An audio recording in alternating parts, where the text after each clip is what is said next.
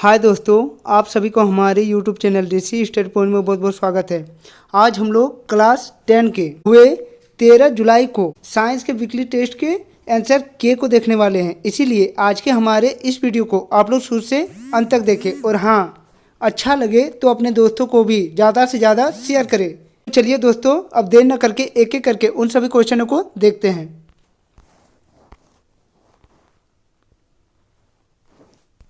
हमारा पहला क्वेश्चन था कि किलोमीटर प्रति हावर को मीटर प्रति सेकंड में बदलने के लिए इनमें से किससे गुना करेंगे। तो किलोमीटर प्रति हावर को मीटर प्रति सेकंड में बदलने के लिए हम उसे 5/18 से गुना करेंगे और मीटर प्रति सेकंड को अगर किलोमीटर प्रति हावर में बदलना है तो उसे हम लोग 18/5 से गुना करते हैं।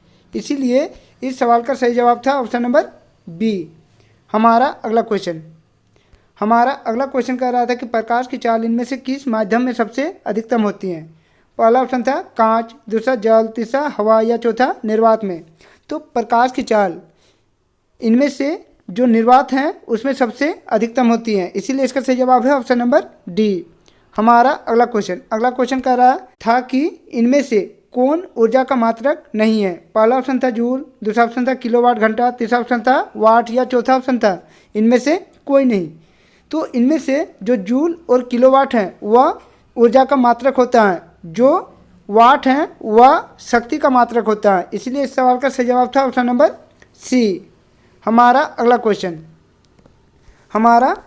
क्वेश्चन कह रहा था कि आवोगाद्रो संख्या का मान है। पहला ऑप्शन था 6.022 × 10⁻22, दूसरा ऑप्शन था 6.022 × 10⁻23, तीसरा ऑप्शन था 6.022 × 10⁻20 या चौथा ऑप्शन था 6.022 × 10⁻19। तो आवोगाद्रो संख्या का मान 6.022 × 10⁻23 होता है, इसीलिए इसका सही जवाब था ऑप्शन नंबर बी। हमारा अगला क्वेश्चन कह रहा था कि सोना और चांदी का संकेत है। पहला ऑप्शन है Na, Ag, दूसरा ऑप्शन था Mg, Au, तीसरा ऑप्शन था S, Ca या चौथा ऑप्शन था Au, Ag। तो सोना और चांदी का संकेत Au और Ag होता है, सोना का Au और चांदी का Ag, इसीलिए इसका सही जवाब था ऑप्शन नंबर डी। हमारा अगला क्वेश्चन था कि इनमें से कौन एल्युमिनियम ऑक्साइड का सूत्र है। तो इसका सही जवाब था option number A, Al2O3 aluminium oxide का रासायनिक सूत्र है।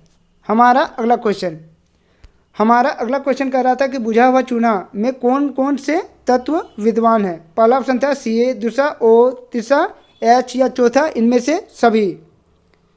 तो बुझा हुआ चूना का रासायनिक सूत्र CaOH2 होता है, जिसमें कैल्शियम भी है, ऑक्सीजन भी है और हाइड्रोजन भी है, इसीलिए इसका सही जवाब था ऑप्शन नंबर डी, इनमें से सभी।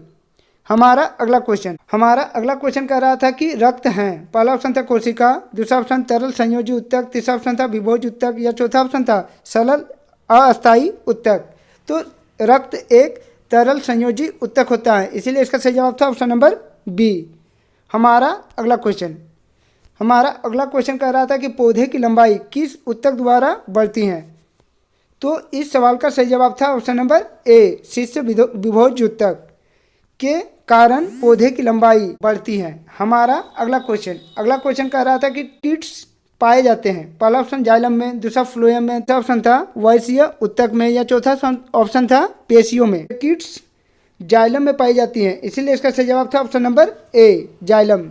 हमारा अगला क्वेश्चन कह रहा था कि निम्नलिखित का रासायनिक सूत्र लिखें। पहला क्वेश्चन था सोडियम ऑक्साइड। तो सोडियम ऑक्साइड का रासायनिक सूत्र Na2O होता है।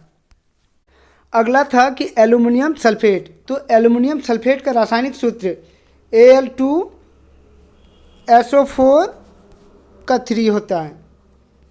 इसे आप लोग अच्छी तरह से याद कर लें। हम लोग बढ़ते हैं अगले क्वेश्चन की ओर। अगला क्वेश्चन था कि जाइलम और फ्लोएम के कार्य लिखिए। तो इसका सही आंसर था कि जाइलम का कार्य पौधों में जल एवं खनिज लवण का परिवहन करना और फ्लोएम का कार्य पौधों द्वारा बनाए गए भोजन का परिवहन करना है। हमारा अगला क्वेश्चन कह रहा था कि ऊर्जा किसे कहते हैं। ऊर्जा संरक्षण के नियम को लिखें। तो इसका सही आंसर था कि कार्य करने की क्षमता को ऊर्जा कहते हैं। ऊर्जा संरक्षण के नियम, ऊर्जा का न तो सृजन होता है और न ही विनाश होती है, यह केवल एक रूप से दूसरे रूप में रूपांतरित होती हैं। ऊर्जा संरक्षण का नियम कहलाता है। हमारा अगला क्वेश्चन था कि पादप कोशिका एवं जंतु कोशिका में 3 मुख्य अंतर लिखें। तो इसका सही आंसर था कि पादप कोशिका में हरित लवक पाया जाता है और जंतु कोशिका में हरित लवक नहीं पाई जाती है। पादप कोशिका में कोशिका भित्ति पाई जाती है, परंतु जंतु कोशिका में कोशिका भित्ति नहीं पाई जाती हैं। पादप कोशिका में सेंट्रोसोम नहीं पाया जाता है, परंतु जंतु कोशिका में सेंट्रोसोम उपस्थित होती है। हमारा अगला क्वेश्चन था कि निम्नलिखित पदों को परिभाषित करें। परमाणु संख्या को, समस्थानिक को और द्रव्यमान संख्या को। तो चलिए दोस्तों इसके सॉल्यूशन को देखते हैं। तो सबसे पहले हम लोग परमाणु संख्या को देखते हैं कि किसी तत्व के परमाणु के नाभिक में उपस्थित प्रोटॉन की संख्या को परमाणु संख्या कहते हैं। इसे जेड से सूचित किया जाता है। समस्थानिक, एक ही तत्व के 2 परमाणु जिनके परमाणु समान होती हैं परंतु द्रव्यमान संख्या भिन्न होती हैं, उसे समस्थानिक कहते हैं। जैसे यहाँ कार्बन के 2 समस्थानिक दिए गए हैं। हमारा अगला था द्रव्यमान संख्या। तो किसी तत्व के परमाणु के नाभिक में उपस्थित प्रोटॉन एवं न्यूट्रॉन की संख्या के योग को द्रव्यमान संख्या कहते हैं। इसे ए द्वारा सूचित किया जाता है। अगला था कि Mg यानी मैग्नीशियम का इलेक्ट्रॉनिक विन्यास लिखें। तो मैग्नीशियम का इलेक्ट्रॉनिक विन्यास 282 होता है। था कि पोटेशियम और आयरन का संकेत लिखें। तो पोटेशियम का संकेत K होता है और आयरन का संकेत Fe होता है। हमारा अगला क्वेश्चन था कि एक वस्तु का पृथ्वी पर भार 60 न्यूटन है, तो चंद्रमा पर उस वस्तु का भार ज्ञात कीजिए। यदि पृथ्वी पर किसी वस्तु का भार 60 न्यूटन है तो चंद्रमा पर उसका 1/6 गुना हो जाएगा। तो इसको जब हम लोग सॉल्यूशन करते हैं तो हमारा 10 निकलेगा। तो चंद्रमा पर वस्तु का भार 10 न्यूटन होगा। हमारा अगला क्वेश्चन था कि 1 किलोवाट हावर को जूल में परिवर्तित कीजिए। तो यदि हम लोग जूल में बदलते हैं तो वह आएगा 3.6 × 10⁻6 जूल। दोस्तों ऐसे ही अच्छे वीडियो को सबसे पहले देखने के लिए हमारे इस चैनल को सब्सक्राइब कर ले और बेल आइकन को दबा ले, ताकि हमारे इस चैनल में जब भी कोई नया वीडियो अपलोड हो आप तक नोटिफिकेशन सबसे पहले पहुँचे। और हाँ, आज के हमारे इस वीडियो को आप लोग अपने दोस्तों के साथ ज़्यादा से ज़्यादा शेयर करें। तो चलिए दोस्तों और एक नए वीडियो के साथ फिर मिलते हैं, तब तक के लिए बाय।